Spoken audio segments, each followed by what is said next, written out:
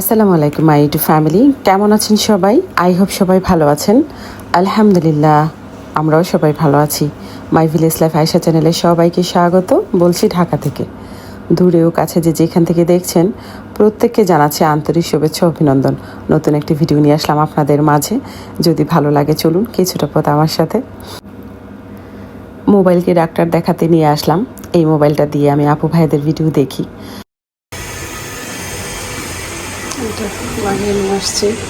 আমার বাসার চতুর্দিকে কনস্ট্রাকশনের কাজ চলে, কি বলবো, এত পরিমাণ নয়েজ। আর এখন যখন ভয়েস দিচ্ছি সকাল ভোর নামাজ কোরআন পড়ে নর্মালি আমি দিয়ে থাকি, পাশে আইপিএসের যেই সাউন্ডটা সেটাও আসে। আপনারা ক্ষমা সুন্দর দৃষ্টিতে দেখবেন প্লিজ। আমি সারাক্ষণই নয়েজে থাকি, চোখে তো কম দেখতাম, ইদানিং কানেও কম শুনি বেশ। তো কিছু সদাই নিয়ে আসলাম আসার পথে, সেগুলোই আপনাদের দেখাচ্ছি। প্রয়োজনীয় ঘরে যা যা লাগে তা আর কি। তো নুরের আব্বু গ্রামে গিয়েছিল, তো 4-5 দিন থেকেও আসছে। যাই হোক, ওনার কাজে উনি গিয়েছিল, আর এর মধ্যে টুকটাক কেনাকাটা যা আছে নর্মালি আমিই করেছি। আর যখন উনি থাকে তখনও করি, সময়তে করি, যখন প্রয়োজন হয় তখন, আর বাকিটা উনিই করেন।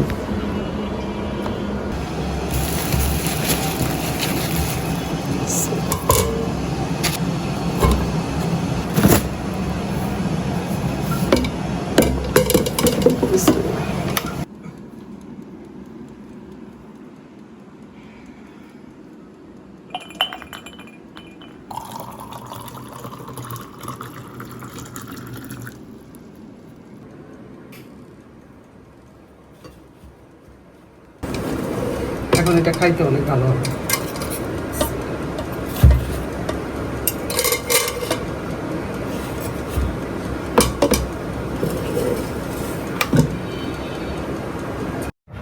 মেজো ছেলে কলেজ থেকে এসেছে, তো ওর জন্য 2টা রেখেছি, আর আমি আর নুহর একটা করে খাবো। কিন্তু এখন নুহর বলতেছে, মা আমি খাবো না, তুমি খেয়ে ফেলো, আমি মাত্র ভাত খেয়েছি। আসলে এত বেলা করে ছেলেটা এখন ঘুম থেকে উঠে কি বলবো। আর এই যে মরিচ দিয়ে সিঙ্গারা খাওয়াটা আমার এক বান্ধবীর কাছ থেকে শিখেছি।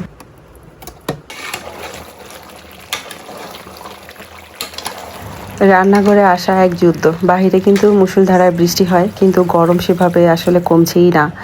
যারা নতুন বন্ধু আছেন এবং আজকে যারা প্রথম দেখছেন, আমার ভিডিও কোনো অংশ যদি ভালো লাগে তাহলে সাবস্ক্রাইব করে আমার পাশে থেকে যেতে পারেন। আর হ্যাঁ বন্ধুরা, অনেকেই ভুলে যান একটা লাইক দিতে। প্লিজ একটি লাইক দিয়ে যদি হাতে সময় থাকে তাহলে ভিডিওটি কন্টিনিউ করার চেষ্টা করবেন, কেমন?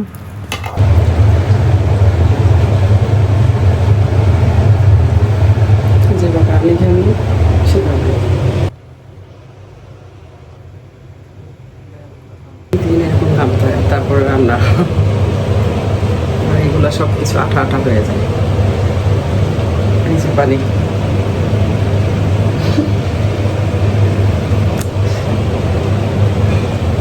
তো আমার ভিডিও যারা যারা পছন্দ করেন তাদের অসংখ্য ধন্যবাদ। যেটা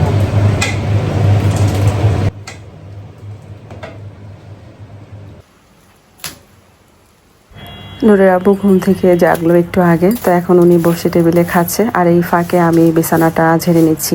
যদিও এর আগে আমি একবার ঝেড়ে নিয়েছি সুন্দর করে, কিন্তু সুন্দর বিছানা দেখলে নুরের আব্বু একটু গড়াগড়ি করবে, এটা শুরু থেকে ওনার অভ্যাস। আমার চ্যানেলে যেসব ব্লগিং ভিডিওগুলো আমি করি, আমার মেয়ে তো দেখে, আর দেখে আমাকে অ্যাডভাইসও করে, বলে মা তুমি যে কষ্ট করে কাজ বাজ করো, তোমার এই কাজ কে দেখবে, আর দেখে কার কি উপকার হবে। আসলে ব্যাপারটা ভাববার। মেয়ে আমার হাসতে হাসতে হালকার উপর জাফসা একটা রোস্ট করে দিল আমাকে। যাই হোক, আমি ঘরটা সুন্দরভাবে ঝাড়ু দিয়ে নিব, আর ওইদিকে নুরের আব্বু টেবিলে বসে খাচ্ছে। আমি ঝটপট করে এই রুমটা ঝাড়ু টাড়ু দিয়ে গোসল করে আবার যেতে হবে জিম। ভিডিও যেহেতু এখন একদিন পর পর দিচ্ছি, আশা রাখছি আমার প্রিয় আপু ভাইয়েরা যারা আমাকে ভালোবেসে আসেন দেখতে, তারা ঠিকই আমাকে একটু দেখে যাবেন। আর এখন যেহেতু চ্যানেলটা একদম জিরো থেকে হয়ে গেছে, বলতে গেলে সবই জিরো, তো এখন আমাকে একটু সময় দিতে হবে জানি, কিন্তু আবার সময় দিতে দিতে দেখা যাবে আরেকটা ইস্যু ফ্যামিলির চলে আসছে, তখন দেখা যায় আবার ফ্যামিলির জন্য আমি এটা আবার স্কিপ করে দিব। আসলে নিজের জন্য ভাবতে আমরা ভুলে যাই, আমরা যারা গৃহিণী, অন্যের জন্য ভাবতে ভাবতে আমাদের নিজের ভালো লাগাটা কখন যে মাটি চাপা হয়ে যায় টেরই পাই না, তাই না? দিন শেষে দেখা যায় নিজের সব কিছু জিরো। আমার ট্রাইপডটা নষ্ট হয়ে গিয়েছে, একটা ট্রাইপড আমার আনতে হবে, তো মোবাইলটা ধরে ধরে ভিডিও করতে আসলে কষ্ট হয়। পরের দিন সকালবেলা, গুড মর্নিং সবাইকে। তো প্রথমে টি টেবিলটা মুছে নিচ্ছি। নামাজ কোরআন পড়ে নাস্তাটা বানিয়ে নিলাম মেজো ছেলের জন্যে। ও যেহেতু সবার প্রথমে ওঠে আর ওর 7টায় কলেজ, তো সেই জন্যই আসলে আমার আর্লি নাস্তাটা বানাতে হয়। নুদার ওইদিকে রেডি হচ্ছে আর আমি এই পাশে ওয়ার্ড্রোফটা খালি করলাম, মানে ওপরের ওয়ার্ড্রোফের তাকটা খালি করেছি। বড় ছেলের কাপড় চোপড়গুলো গুছিয়ে রাখবো ওই জন্যে, কারণ আমার ছেলে যখন আসে তখন কাপড় চোপড় এদিক সেদিক থাকা হয় আর ও চলে যাওয়ার সময় খুঁজে পায় না। আমার অনেক আপু ভাইদের ভিডিও আমি দেখি আর দেখার পর অনেক কষ্ট পাই, তারা কত অ্যাক্টিভ, তাদের বাচ্চারা কত অ্যাক্টিভ। আর এই যে দেখুন সোফায় বসে টিস্যু ইউজ করে ঢিল দিয়েছে, এখন টিস্যু কোথায় যাবে সেটার কোনো খবর নেই। আমি যখন কাজ করছি তখন তো সকাল, আর যখন এই জায়গায় সেমভাবে টিস্যু রাখা, তবে আকার একটু বড় টিস্যু ছিল আর পাশে বসা ছিল আমার ছোট ছেলে। তো আমি যখন বললাম এটা কে রাখলো, তখন হেসে বললো মা আমি রেখেছি, তার মানে এই কাজটা উনিই করে। যাই হোক, ওয়ার্ড্রোফের উপর পাটটা আছে সুন্দরভাবে গুছিয়ে নিলাম। আর কাপড় চোপড়গুলো আমার বড় ছেলের, যেন ও আসলে ইজিলি ওর কাপড়গুলো ব্যবহার করতে পারে, নইলে দেখা যায় এখানে সেখানে থাকে।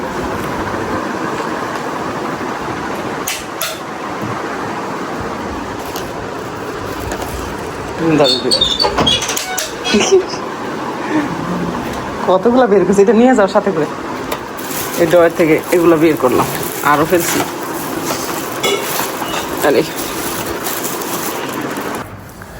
ছেলেকে বিদায় দিয়ে এখন একটু রেস্ট নিব, তারপর বাকি সব কাজগুলো করব। তো পানিটা একটু বেশি বেশি খেতে হবে, কারণ বাইরে বৃষ্টি হলো, ভেতরে প্রচুর গরম। এই তো এই যে মোবাইলটা, এটা দিয়ে প্রিয় মানুষদের ভিডিওগুলো দেখব।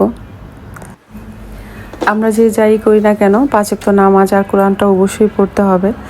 কবুলের মালিক তো আল্লাহ তাআলা, কিন্তু কখনোই আমরা কাউকে দেখে জাজ করতে পারি না, এবং বলা উচিত না তুমি যে কাজ করো তুমি জাহান্নামী হবে, তুমি কাফের, এসব কথা বলা ঠিক না। আল্লাহ পাকের রহমত দয়া ছাড়া কখনোই কেউ বেহেশতে যাবেন না, সো অন্যকে দেখে জাজ না করাই ভালো। এইসব জায়গাগুলো প্রতিদিনই ক্লিন করি আর প্রতিদিনই নোংরা হয়, যেহেতু রান্না প্রতিদিনই থাকে তাই। তো এবার যে বুয়াটা আছে তাকে আমি ভালোই লাগে, তবে তার ব্যাপারটা একটু অন্যরকম। সে কিছুদিন পর পর ছুটি নেয়, যেটা আমার ভালো লাগে না। বুয়াদা কাজ করালে যেই কাজ বুয়া করে, তো সেটাও যদি ঘাড়ে পড়ে তাহলে বুঝতে পারছেন অবস্থাটা কোথায় দাঁড়ায়। যেহেতু আমার মোছামুছি ডান, তো ন্যাকড়াগুলো আর এই যে মাজনিগুলো একটু ভিমবার দিয়ে চুলায় বসাবো। 10 মিনিট বা 5 মিনিটের মতো রাখলেই সুন্দর জার্মস মুক্ত থাকবে। কিছুদিন আগে নোরাবু আমাকে বলছিল যে পাতিল মাজনিটা আছে সেটা কিন্তু গরম পানি দিয়ে ধুয়ে নিও, কারণ সব থেকে বেশি জার্মস থাকে ওখানেই। তো নোরাবু হয়তো জানে না, বহু বছর আগে থেকেই আমি এটা করি।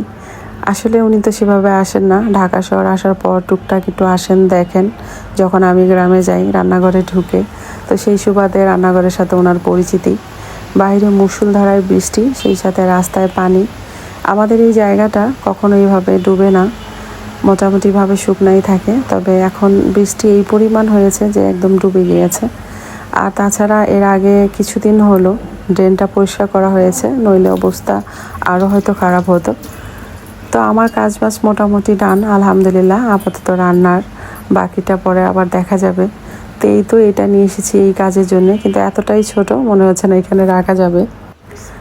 আজকে খিচুড়ি রান্না করেছিলাম, তো একজন করে উঠছে আর একজন করে খাবার আমি তাদের দিব। ওরা ঘুম থেকে উঠতে একটু লেটই করে, এখন যেদিন ছুটির দিন সেদিন তো কথাই নেই। আমি আসলে স্বাভাবিকভাবে কথাও বলতে পারছি না, কেমন যেন একটা তোতলাচ্ছি। আমি রেডি হয়ে বসে আছি, জিম যাব বর্তমান যখন বয়স দিচ্ছি, কিন্তু আমি বুঝতে পারছি আজকে হয়তো যেতে পারবো না, কারণ সময়টা ওভার হয়ে যাওয়ার পথে। তো যাই হোক, কিছু করার নাই, একটা কিছু ছাড় তো দিতেই হবে। তো 1 বছর হলো জিমে আমি যাই আলহামদুলিল্লাহ, এর থেকে একটু বেশি হবে। তো তা থেকে অনেক কিছু শিখতে পেরেছি। আসলে সুস্থ থাকার জন্যই স্বাস্থ্য ইম্পর্টেন্ট, সুস্বাস্থ্য। আর অনেকেই বলেন জিম যাওয়া, রূপচর্চা করা এসব নাকি সৌন্দর্যের জন্যে, আমি বলি মোটেও না। কারণ আপনারা হয়তো অনেকেই জানেন না যারা বলে বেড়ান যে জিম যাবে, আরও কত কিছু দেখার বাকি আছে। আসলে তাদের উদ্দেশ্যে বলছি, আমি যখন অসুস্থ হই, অ্যাডেনোমাইসিস আমার হয়, আমার এত বড় অপারেশনের পরে সেই সব মানুষগুলো কেউ কি এসে দেখেছেন আমাকে? ইভেন এই পর্যন্ত কেউ কখনো এসে কখনো হাত বুলিয়ে মাথায় বলেন তোর শরীরটা এখন কেমন আছে বা কেমন লাগে? বলেন তো না। তাহলে আমার শরীরের জন্য আমার নিজেকে যত্ন করতে হবে, তাই না? শরীরের যত্ন করা অন্যায় কিছু না, সুন্দরভাবে থাকা অন্যায় কিছু না, বরং সব কিছু সামলিয়ে সুন্দরভাবে থাকা এটা একটা গর্বের বিষয়। আপনারা সবাই দোয়া করবেন। আলহামদুলিল্লাহ 4টা বাচ্চা আমার, তো তাদের সামলিয়ে টিপটাপ করে থাকা এটা আসলে আল্লাহর নিয়ামত আমি মনে করি। আলহামদুলিল্লাহ অনেকটাই অসুস্থ ছিলাম, এখনও যে সুস্থ পুরোপুরি তেমনটা না, তবে একদম যে সেরে যাব পুরোপুরি সেটাও না। বেঁচে থাকতে হলে একটু বুদ্ধি করে সুস্থভাবে সুন্দর করে বুদ্ধি খাটিয়ে চলতে হবে। যেমন ডায়াবেটিক্স কোনো রোগ না, নিয়ম করে চললে সে ভালো। ঠিক আমার যে অবস্থাটা এখন হয়েছে, আমার যে হাঁটুতে ব্যথা পেয়েছি, সেটাও আমাকে নিয়ম করে চলতে হবে। এবং জিম হলো সবথেকে বেস্ট। অনেকেই হয়তো ভাববেন যে এখন যেহেতু ব্যথা পেয়েছে জিম যাওয়ার কী দরকার। না ভাই, যে কোনো অর্থোপেডিক ডাক্তার বরং ব্যায়ামের এক্সারসাইজ করার নির্দেশ বেশি দিয়ে থাকে। যাই হোক, অসুস্থ আছি, অসুস্থ থাকবো, কারণ আমি মানুষ, ফেরেশতা না। রান্নাবান্না শেষ করে না খেয়েই চললাম আমার বান্ধবীর বাসায়, কারণ উনি একজন ট্রেনার আর আজকে জিম বন্ধ।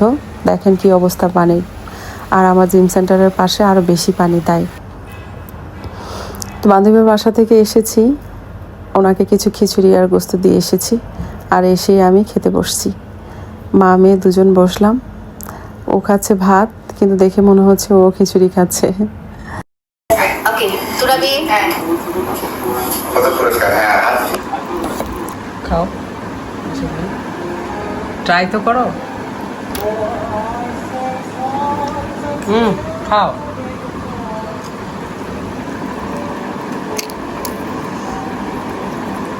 মিষ্টি মাইশাবনি খাও। বিসমিল্লাহ।